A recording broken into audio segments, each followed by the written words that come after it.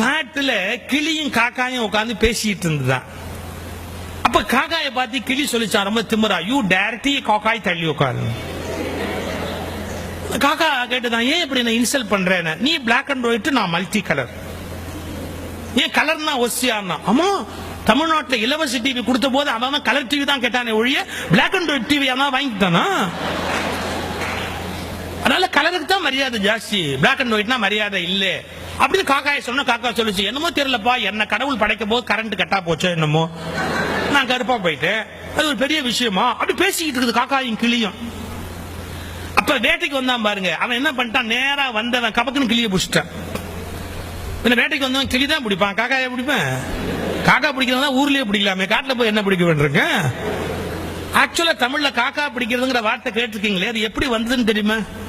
காக்கை பிடித்தல், வேற ஒண்ணும் இல்ல. ஒருத்தன் கால் கை பிடித்தாவது வாழ்க்கையில முன்னுக்கு வருது. கால் கை பிடித்தல், காக்கை பிடித்தல், காக்காய் பிடித்தல்னு போச்சு. தமிழ் அது எப்படி ரூட் வந்ததுங்கிறதுக்கு.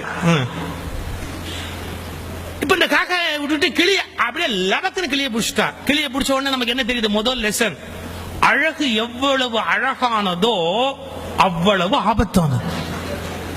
எவ்வளவு அழகானதோ அவ்வளவு ஆபத்தானது இல்லையா? காக்கா மாட்டிச்சு, கிளி மாட்டிச்சு. கிளியை பிடிச்சி நேரம் வீட்டுல கொண்டாந்து வச்சுக்கிட்டு அந்த கிளிக்கு பேசுறதுக்கு பழக்கிறா. இந்த காக்கா பின்னாடியே வந்து என்னன்னு பாக்குது.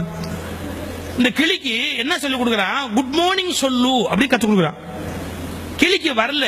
பூண்டு இருக்கு இல்லையா, கார்லிக், பூண்டை சுட்டு நாக்குல வச்சு கிளியை பேச பழக்குவானா. இந்த பூண்டை தூக்கி கிளி நாக்குல வச்சு கீச்சு மூச்சுன்னு கத்துது. அன்னைக்கு அமாவாசை காக்காய்க்கு வாசல்ல சோறு வச்சிருக்கேன்.